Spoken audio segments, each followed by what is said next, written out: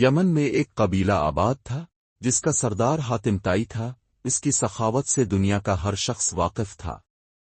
کہتے ہیں کہ روم کے بادشاہ کے دربار میں ایک دن حاتم طائی کی سخاوت کا تذکرہ ہوا۔ ایک شخص نے بتایا کہ حاتم طائی کے پاس عمدہ نسل کا ایک گھوڑا ہے۔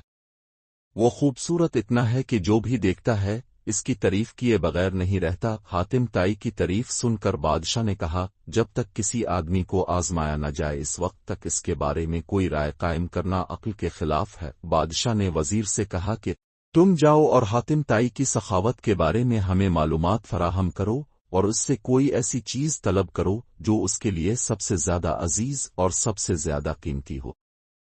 آپ اس سے اس کا تیز رفتار گھوڑا طلب کریں۔ بادشاہ کو درباری کی یہ بات پسند آئی۔ اس نے وزیر سے کہا کہ تم حاتم طائی کے پاس جاؤ اور اس سے اس کا گھوڑا مانگو۔ اگر وہ گھوڑے کا اثار کر دیتا ہے تو حاتم طائی یقیناً سخی ہے۔ وزیر، بادشاہ اور درباری سفر طے کرتے ہوئے رات کے وقت حاتم طائی کے گھر پہنچے۔ جس وقت یہ لوگ وہاں پہنچے موسلا دھار بارش ہو رہی تھی۔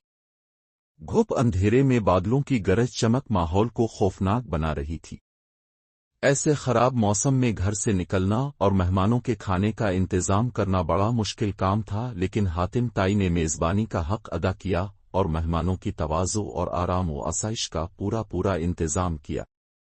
دسترخوان پر لذیذ بھنا ہوا گوشت کھا کر مہمان خوش ہو گئے اور سفر کی تھکان اتارنے کے لیے آرام سے گہری نیند سو گئے۔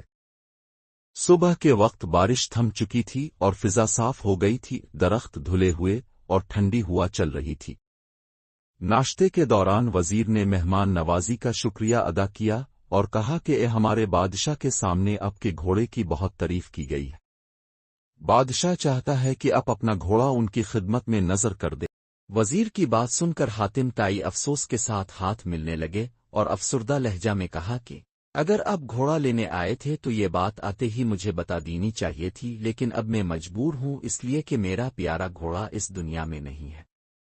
پوری رات طوفانی بارش برستی رہی، میرے لیے ممکن نہیں تھا کہ اتنے سارے لوگوں کے کھانے کا انتظام کر سکوں۔ یہ بھی ممکن نہ تھا کہ گاؤں سے ضیافت کے لیے کوئی جانور منگوا سکتا، لہذا میں نے گھوڑے کو ہی ذبح کر دیا اور اس کا بھنا ہوا گوشت دسترخوان کی زینت بن گیا۔ وزیر حاتم طائی کی یہ بات سن کر حیران رہ گیا۔ بادشاہ کو جب یہ سارا واقعہ سنایا گیا تو بادشاہ نے بھی حاتم طائی کی سخاوت کی تعریف کی۔